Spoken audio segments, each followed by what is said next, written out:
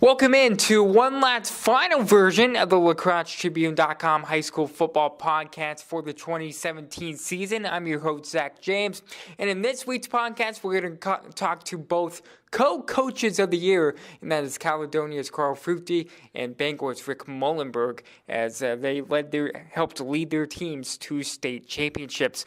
We'll start off with Carl Fruechte, the Caledonia Warriors, who pretty much dominated everyone through the Minnesota Class AA title. Coach, thanks for joining us here. Congratulations on the honor, and I haven't talked to you since the state championship, so let me personally congratulate you and your team on the state championship. What's been going through your mind as you've been processing everything that's happened in the last couple of weeks as the season has come to a close?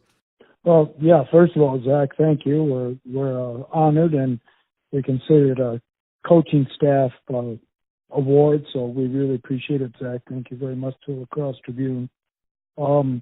Just very humbled, just very proud of our coaches, our community, our kids, obviously. We feel like we got a great booster club that also helps us, Zach, and I guess the word is humbled. When we took over back in 1997, to be quite honest, we just wanted to get to the state tournament, at first, and then go from there. So to be fortunate for our program to have this many state titles is pretty awesome and pretty humbling, like I said, Jack. You and I have talked about expectations and meeting them, but at the beginning of the season, what was that like in trying to meet those high expectations that everyone had for you, knowing that this program had a lot of success not only in the last couple of years, but since you joined the staff back in the 90s as well? Yeah, first of all, I think it's great, to have high expectations. I think that's, our youth, in our society rise to the challenge if we, do the best we can and lead them. So we knew that our young men could handle that. But on the same token, too, we just want to work hard every day, get better every day, try to keep it simple, just strive to be the best, we can be. What was the turning point, if there was one, in your season this year? I definitely think it was the Triton game. Talking to coaches, this generation, they're great kids. And I don't just mean Caledonia. I mean, this generation is good kids, they're great kids, but because of the technology, because of, all the cell phones and everything, sometimes, how should we say this? They just don't listen as well right away. And it's not on purpose. It's not to try to be, disrespectful or anything. They're used to everything at their fingertips. You know what I mean, Zach? Mm-hmm. And in that game, we were just, to be quite frank, not listening very well to what we had talked about.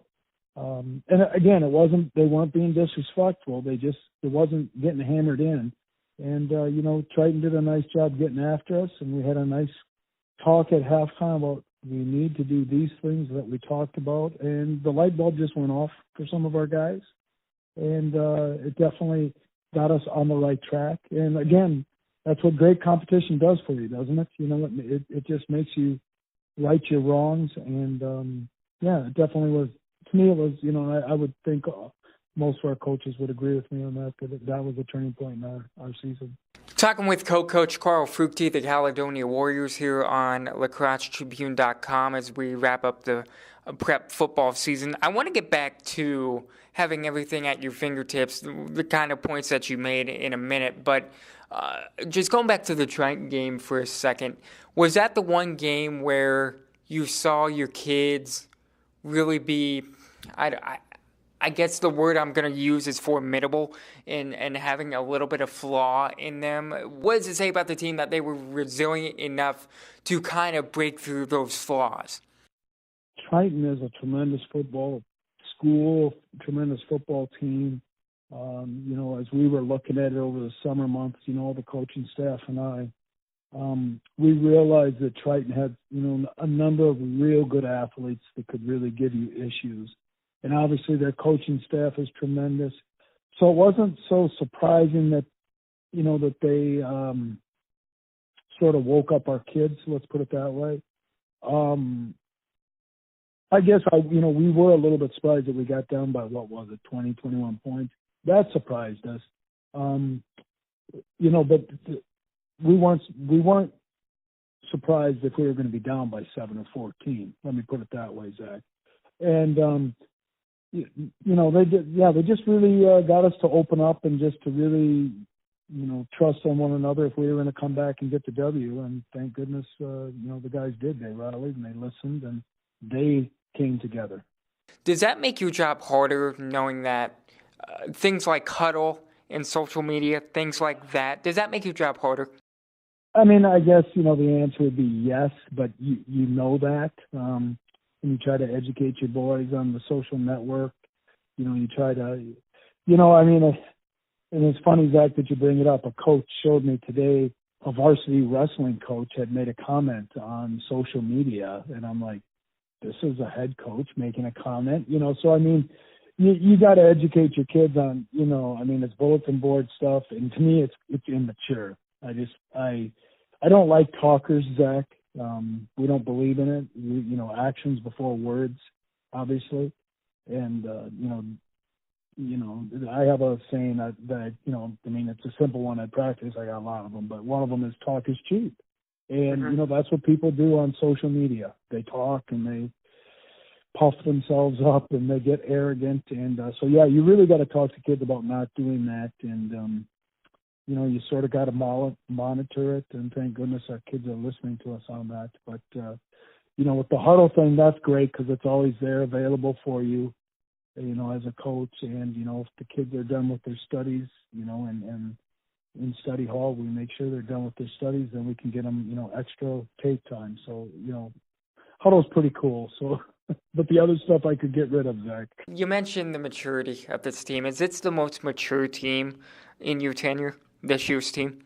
The most mature? Wow, that is a great question. I got to be honest. I guess I haven't thought of that, Zach. We've had some pretty mature teams. Our 07, 08 teams were pretty doggone mature, pretty much really, really engaged all the time. So that's a great question. I would probably, I might say one of our teams from, 07 or 08, to be honest with you. But this was a pretty mature group. Just out of personal curiosity, what made the 07-08 team so mature and maybe slightly more mature than this year's team? The lack of social media stuff, and just from the aspect of like tape, things like that. Those groups were probably more obsessed with watching tape. This group did a real nice job of watching tape. But those 07, 08, 09, 010 groups, I mean, it was like an obsession. But this group comprehended really well too, Zach. So it's just interesting. Each group is different. With staying on the maturity theme here, how did the kids handle their own expectations? I know you coaches kind of had to corral all the expectations from the community, but how did the kids themselves, within their own group, how did you view how they handled the expectations for this year? From our standpoint, Brent and I and Mitch and, Coach Hauser, we thought they handled it really well. It's funny. I don't think I even knew what our, so-called streak was, Zach, until I think maybe you or Todd said something to me about, do you realize you have this many wins in a row? Because it's just not something we talk about. It's just a non-factor. And I know that's hard for people to believe, but that's the truth. And the reason, because, you're just trying to get as many W's as you can, Zach, and you don't really put stress on, well, we did this and now we got to worry about this. It's just, this is our next game. We got to go find a way to get a W. Here's how we're going to do it, And, they just never got caught up into it. And I just think that's really, speaks highly of them and their maturing process in today's age with all social media. He is Caledonia coach Carl Fruechte on the LacrosseTribune.com podcast. Coach, congratulations on getting co-coach of the year, and continued success down the road, and we'll talk to you down the road, all right? Thank you, Zach. We appreciate it, sir. We'll keep it going here on the LacrosseTribune.com high school football podcast one last time and bring in Bangor coach Rick Muellenberg, as the Bangor Cardinals also won a state championship on the Wisconsin side of things, and he joins us now. Coach, congrats on getting co-coach of the year, and as you told me before we started recording here, this is your third time sharing this award with the Caledonia coach. How crazy is that? Yeah, thank you, Zach. Well, their program is unbelievably good over there, so it's not a surprise. I'm just honored to share the award with them, and just happy that we had the season that we did. Now that you've had a couple weeks to kind of let things settle down and process here, what goes through your mind as you think back on the season? Well, after a little bit of reflection and things, you get to kind of take a breath and just amazement, at the level of play that our boys had all season long, and then down the stretch. And I'm so impressed with our coaching staff and our players, and just the excitement from our community. I think coming into the season, we knew we were going to be a good football team. We had a lot of returning people. We were kind of unsure just at what level, if we could get back to the state championship or not. But, after now the dust has settled and looking back, boy, did we play well. When did you guys know that a state championship was within your reach? Was it after the Edgar game? Did it come before that? When did that kind of thought process start to become maybe become a reality? Yeah, well, I think for us we felt like coming into the season, if we stayed injury free, we had a chance to get back to Madison. But we did know that Edgar returned a lot, and it was going to have to go through them. We were thinking, at very least, that we'd meet at Madison if it would happen. But then when the brackets came out and we had to go up there for level 3, I think it was after that game that, when we played a tough game with them and beat them 16-8, that I really thought that, okay, they were probably the class of the field that everybody thought anyway. So after that game, I knew it wouldn't be easy. There was good teams left, but then I really thought, if we could compete with them, I thought we could compete with anybody. Was that Edgar game the turning point of the season? Not really. I just felt our level of play was so consistent throughout the season. That was a tough ball game. There's no question about it. But we had been playing really well consistently. I mean, our defense was playing lights out, and it was just a matter of could we do it against, the defending champions. And like I said, one thing I'm so impressed with our players is that every week, no matter who our opponent was, they were just mentally ready to go. And that's not always easy to do, especially when, some of the games that we had were pretty lopsided. But our guys, they're, to their credit, just mentally tough. They prepared the same way. And the end result, obviously, we kept talking about getting better every week. No matter who we're playing, we need to get a little bit better as a team, and we continue to do that, and we were playing our best football at the end of the season. How well, in your mind, did the kids handle the expectations, not only at the beginning of the season, not only towards the end of the season, but throughout the entire scope of the season? How well did they handle all the talk from the community, from us, from the media, all that good stuff? Yeah, well, we had a lot of returning guys, so they had a lot of pressure on themselves, so one of the things that I tried to do, and as a coaching staff we tried to do, and I'm blessed with having experienced coaches, is really take the pressure off of them and just talk to them about have fun and play hard. Let's just continue to get better. And I really felt like, and I kept telling them, if we keep doing that, we've got a chance. So our focus really was on that, more so than anything. I was trying to take the pressure off of them. You keep just enough pressure on there so that they're pushing hard, but not so much that it kind of hamstrings them out on the field. And they handled everything so well. Like I said, this team was as mentally tough as any team that I've ever coached. I asked Carl Fruechte this, and I'll ask you the same thing, and you kind of led into it in your final comment there, but is this the most mature team that you've coached? It ranks right up there. Our 2015 team, we had 9 seniors on that team, and obviously won the state title. And this year we had 13 seniors and did it again. It's really tough to separate the two. They were a little bit different. I mean, the one quality that they both had was the way that they could play defense. That really is, and Caledonia is the same way with their defensive play. Offense gets a lot of press, but defense really, when you need it in the end. As far as maturity goes, they're a very mature team this year.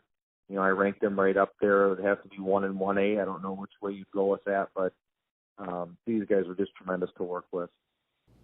Was there ever any pressure on you personally to get these seniors and your son Theo one more state championship as they headed out of Bangor High School?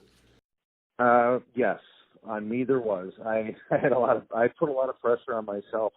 I knew the capability of these boys, and obviously with my son being in that senior class as well, I've followed these kids, since kindergarten, and I know their parents and everybody. I know a lot of the parents, but, I did put a little bit more pressure on myself inwardly, just to make sure, not so much a state championship. I mean, that was always the goal.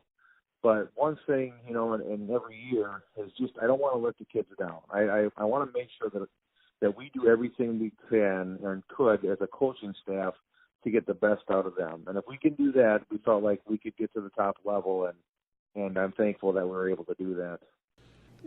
Did Theo ever have any pressure? Did the senior class ever have any in-house pressure on themselves? You mentioned the team kind of did, but did the seniors have an added sense of pressure? They put a lot of pressure on themselves, I think. Well, not pressure so much, but expectations after we got beaten in the semifinals the year before. They were our sophomore class that traveled to state. We had 2 starters in that group the previous time, and they knew, and their goal was to get back to Madison. They said that flat out after we got beat by Edgar, and so I think, that was their mindset the whole time. We didn't talk about that during the regular season. We talked about, you focus on the next game and things like that. I knew that was their goal, and so I didn't have to talk about it, and I didn't want to make it, so that nothing else was important, because obviously if you look down the road too far, bad things can happen in the short term. So I think knowing that they had that goal, I could just have them focus on each week. That was my job, and obviously it played out well. He is Rick Muellenberg, co-coach of the year for our Lacrosse Tribune Player of the Year and Coach of the Year awards, and very well deserved as the Bangor Cardinals won a state championship on the Wisconsin side. Coach, congrats again, and we'll talk to you down the road.